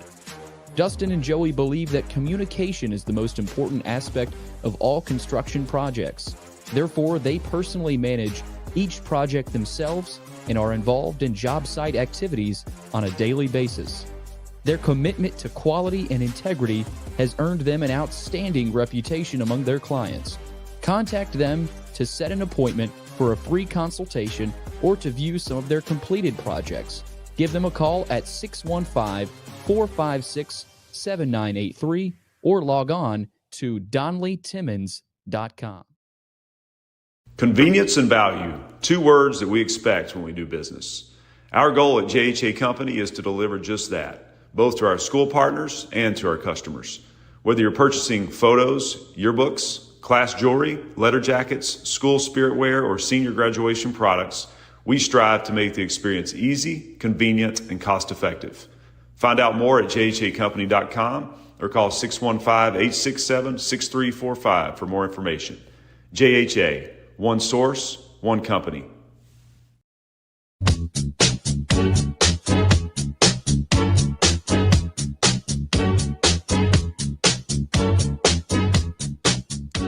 Okay, we're back.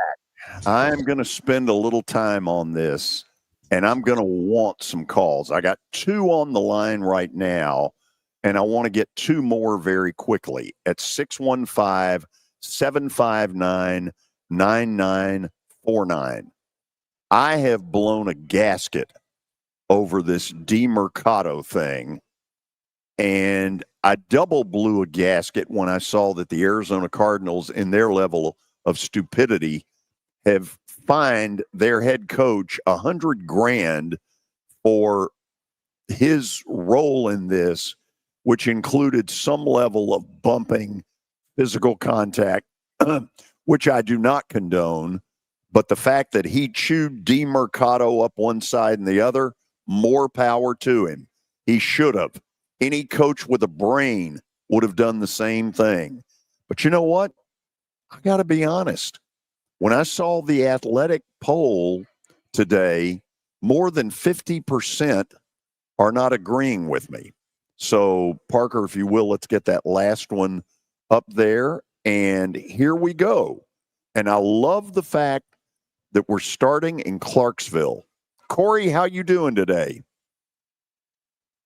Pretty good, George. How about yourself? Good. And listen, when this is over, I want you to tell 10,000 of your closest friends in Clarksville that we're up there. All right. Well, I'm a school teacher. I don't know if I can do 10,000, but I can get it out to a few people. I like it. Thank you. Tell me where you're going on this. Yes, sir. All right, man. 100% on your side. I have coached football. Look, you get heated in the moment. I'm not condoning the physical contact, but that should be a slap on the wrist, like you said.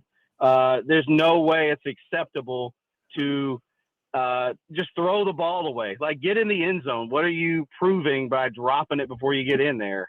It's not helpful. That guy himself, DeMercado, should put a public apology out because he let his team down. I support the Titans. I'm a 49ers fan. However, I'll be honest, I do the betting sites. I had the Cardinals in a parlay. He dropped that ball. It cost me $1,000 because he dropped the ball. So, wow. I don't. I had an 8-leg parlay, and all I needed was the Cardinals to not lose. So even the Titans to cover is fine. And that guy drops the ball. It changed the game. It changed the complex of everything going on. Gannon was right, and I have no love for the Cardinals at all, being a Niners guy. But just makes no sense to me what the Cardinals front office is doing. Well, I mean, they're doing what they have historically done, and that's always make really bad decisions. And just another one for them. Corey, let me ask you one thing that I'm having to admit. Excuse me. I'm having to admit that, look, I'm not 29 years old anymore. When I first started in the sports talk business, I was one of these young guys coming up. And clearly that's not the case anymore. So there's a generation gap between me and whatever is going on here. Is there something in a younger generation that has decided that this is cool? And because this isn't the only guy that's done this. This is the only one that's affected a Titans game. Is there something going on that I don't know about? No, sir, not that I'm aware of. I'm 44 myself, so I've seen a few things, not everything, right? Still, we see something new every day. I don't understand. Look, you want to celebrate. That's great, but go do it behind the goalpost. Heck, spike it on the goalpost if you want to. That's a better option than, I'm going to drop this ball. I may or may not be in the end zone. Like, it doesn't, in my opinion, it doesn't make you look cool. It doesn't make the touchdown more appropriate if you drop the ball at the goal line. I mean, dive in there, jump in there, do one of those crazy flips or something. Just get in the end zone. I don't understand it. But the younger generation, I don't know if it's because they think something's owed to them that it makes them look cool. I'm not sure on that. It's mind-boggling to me. Being a Niners guy, Jerry Rice. How many times you see Jerry Rice drop a ball? Most of the time, you know what he did? Handed it to the referee. I'm not saying you have to do that. It's okay to spike or be emotional, get excited, but dropping it before you get in there makes absolutely no sense to me. Corey, I appreciate your call. Tell everybody in Clarksville we said hello. We're going to do a show up there pretty soon, and as soon as I've got the details, I'll pass it on. All right, sir. I appreciate it. Thank you. By the way, for those Yes, of sir. Have a you good who day. maybe travel between here and Clarksville, we're on ESPN 540 and 104.1 on the FM dial. They've got two signals up there, and we've enjoyed working with them, as well as 94.9 here in Nashville. Speaking of Nashville, we go to Brentwood. Tyron, lay it on me. Man, I'm with you 1,000%, George. This is just dumb is what it is. It's I'm stupid disease these players got. I mean, how many times have these teams got to keep doing this to cost each other football games? I mean, we've seen the Colts guy do it last week to cost them a game against the Rams. I mean, I don't get what it is about dropping the ball at the 1 yard line or half yard line and costing your team points and turning the tide, turning the momentum. If I've been the Arizona coach, I'd told them to go bleep himself. That's what I'd have said. I'm not paying this fine for this. Now, you know, I mean, and I'm old school. I'm 47, but it's just getting outrageous. I mean, that's why you see so many stupid penalties. That's why you see these boneheaded penalties. That's why you see teams giving away games on a weekly basis, because of stuff like this, then there's no accountability. I mean, if you're a coach, if you can't rip him a new one after that, then what are we doing? Why the hell are you the head coach? I mean, anybody would have done that. It don't take a rocket scientist to figure that out. And, yeah, he bumped him, and you can't have physical contact. But, I mean, come on. They cost them the game, gift wrapped the Titans the game by that play. It was just stupid. And this just continues to be a weekly base where not just that, but boneheaded penalties are causing teams games or changing the momentum. And enough. It's got to stop. And these coaches, I mean, they got to be able to get in their behinds when they do these things. It's just nonsense. So I'm with you 1,000,000%. And like I said again, if I was the coach, I'd tell the owner to go hit the Bozak. Now, my only problem with Coach Gannon Sunday was this: you got the game, got the ball before you kick it back to the Titans to allow them to get a game-winning field goal. Why you run 3 times into the defensive line? Why didn't you try to get a first down and win the game, nitwit? Man, it's just stupidity beyond belief. So I'm with you, George, and I'm gonna say this before I get off here totally off topic. Because I'm starting to hear it's getting juicy in North Carolina. I'm hearing Belichick talking buyout. I'm hearing things unraveling. Maybe something you may worth monitoring. It's going down in Carolina. It's getting bad for Belichick. Take care, my friend. Always a pleasure talking to you, Hall of Famer. Tyron, it's great talking to you as well. By the way, I got 2 lines open. If you disagree with my opinion, I want to hear why. I have been surprised when I read The Athletic early this morning. About 50% of the people that responded said that Gannon should have been fined. And I don't see it. I just do not see that. Anyway, 615-759-9949. Got room for you if you want to go ahead and jump in. This is one I want to hear from some people. Tony in Nolensville, you're up next. Good afternoon, guys. First of all, George, I'm on your side. These guys didn't play for Nick Kutras, and they didn't play for Boots Donnelly. Had they played for either one of them, they damn sure wouldn't be dropping the ball at the goal line. I promise you that. That's all I'm going to say. I promise you they wouldn't have done that back today. I'm right there with you. With that being said, George, I'm going to be quick here. Go Cubs, go. Get off that life support system and hit the damn ball. Let's go, Please. Tony. Get me fired up. You've got to get up. They've got to win tonight. They got to win tomorrow, but, you've got to get off that life support system. Hold on a minute. They have. PCA. What happened? Because it's now 4-1 Cubs in the first. What Bases happened? loaded, drove in 2 runs. Beautiful. PCA. I love it. I hadn't even 4-1 now, excuse me. As I was talking. 4-1. Well, that is awesome. I'll be watching it after this. As far as the FBS teams, guys, best team in the country right now, best team in the state. George, your Memphis Tigers. They're 6-0, first team to be bowl eligible. They got the longest winning streak, in case you didn't know it, in the country at 10 games. So good for them right now. They're playing really good, and I do think they're going to go somewhere. They could make some noise this year. Third, Bill Belichick. Every Saturday you look dumber and dumber, and Tom Brady looks smarter and smarter. We seem to know now who was carrying the team of the Patriots. It wasn't you, obviously, because you're really making a fool of yourself every Saturday. And George, you touched on it yesterday. Pavia, please get some distance between you and Johnny Manziel. The further you get away from him, the better off you're going to be. It don't look good for you hanging around him and calling him your idol and all that other stuff. Please create some distance and just see what you can do from there. And, guys, the last thing I've got to say, there's a lot of coaches that are on the buyout. That's all this buyout. A lot of these coaches, the thing about Belichick, his is a $20 million buyout. I even looked at Mark Stoops. George, this is something up there. Mark Stoops, I've heard his name kicked around.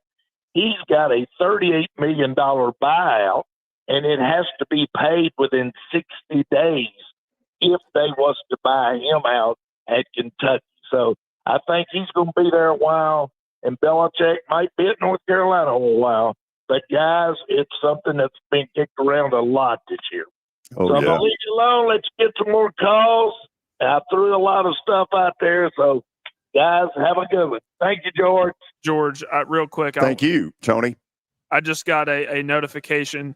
Bill Belichick is willing to trigger a $1 million buyout with UNC if he can find a soft landing with another team or in the media. That is per Ollie Connolly.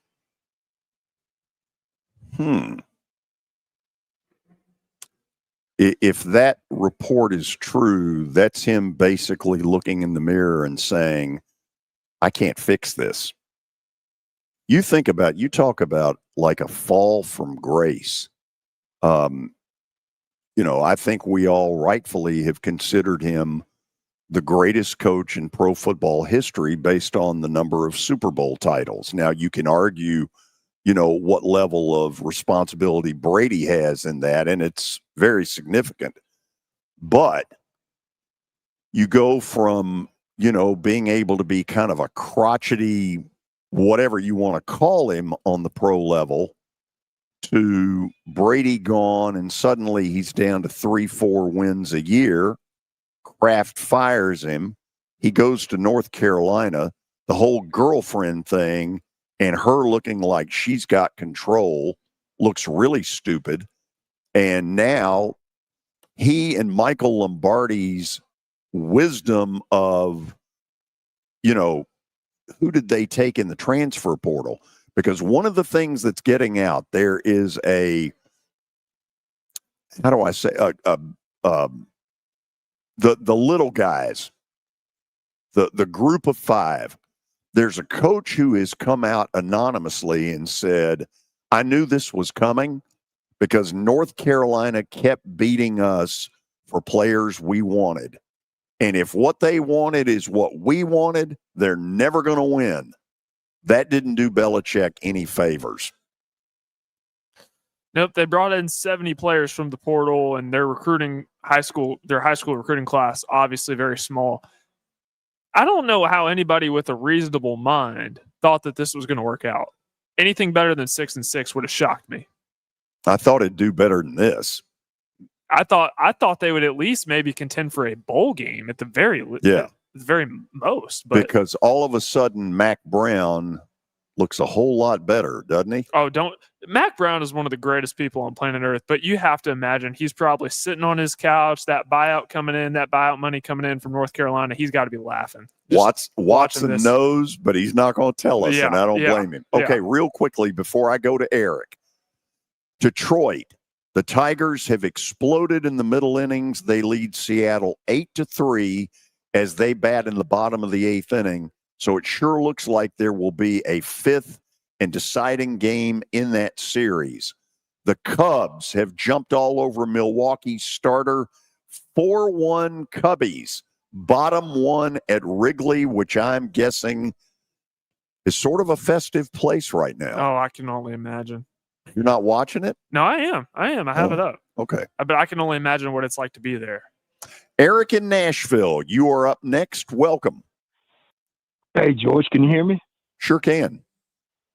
Okay. Hey, first of all, real quick, George, my transformer blew out my neighborhood just about an hour ago. And what's wild is I've got one radio that's plugged up. The time it's working and you're working. I can listen to you.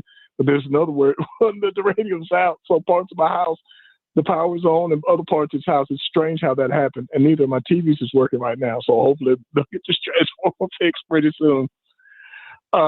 George, I hope it all works out. Yeah. I've got two other NFL things that I wanted to talk about, but I'm going to get to yours in just a minute. One quick thing about the baseball playoffs. I'm just hoping anybody but the Dodgers. And unfortunately, they look like the best team right now. They're the only team in the playoffs that hasn't lost yet. But a lot of people think the team that actually the best chance maybe the Brewers because their bullpen is better than the Dodgers because that's the main issue the Dodgers has, their pitching, especially their bullpen. But we'll see what happens. But George, as far as your point, I'm not saying he should not have been fined. The only thing that surprised me, it was the team that did it because to me, it seems like something that if they were going to get fined, the NFL would have stepped in and done that because usually they're the ones that step in and do something like that. And I'm not saying they should have been fined, but that's the thing that really surprised me. Another thing, George, for understand the dropping of the ball, and I don't know this for sure. Some people think that has to do with something like Instagram or TikTok challenge. I don't know if that's the case, but I've heard reports they think that may be part of it. And the caller mentioned talking about the Indy guy that dropped it the week before against the Rams.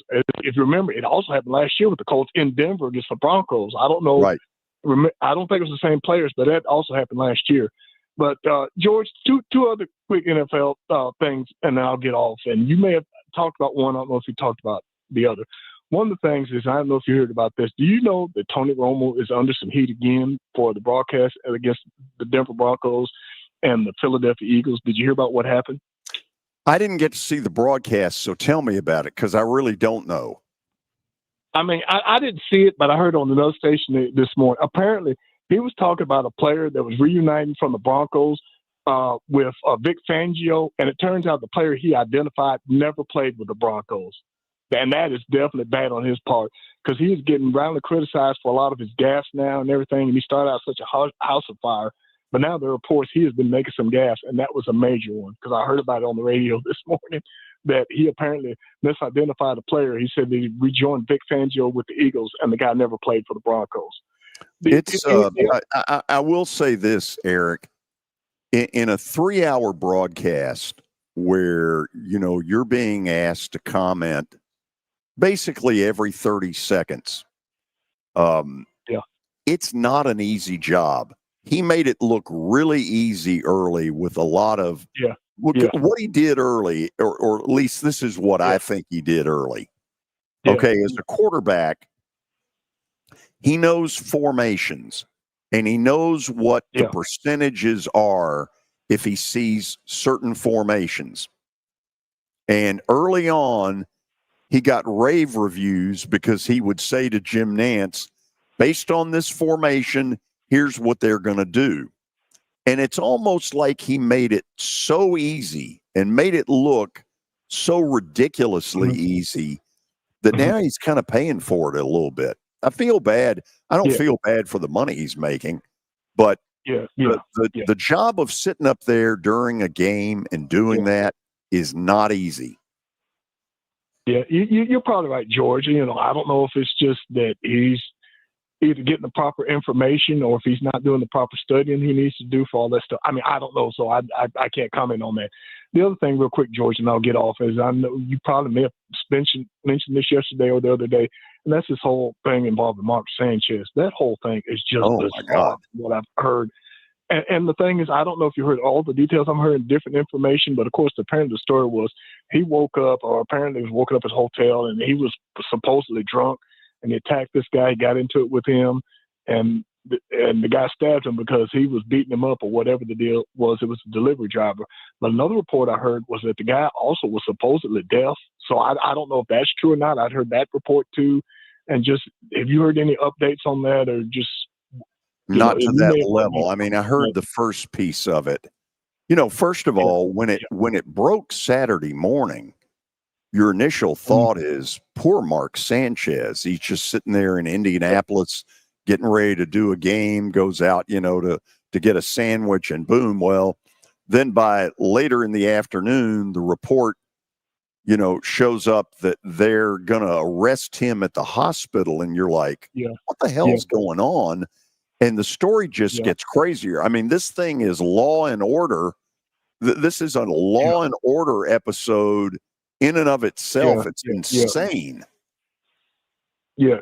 And there's supposedly video out of what actually happened and stuff. There's video evidence or something like, because there's like street cameras or whatever it is, but the whole thing's sad. And, I saw some of that. I don't know if he's going to. I don't know if he's going to go to jail, but even whether he does or not, I think he's definitely going to have to pay out some big time money to that guy. It apparently looks that way. Guys, I'll get off. Y'all take care, and we'll talk to you soon.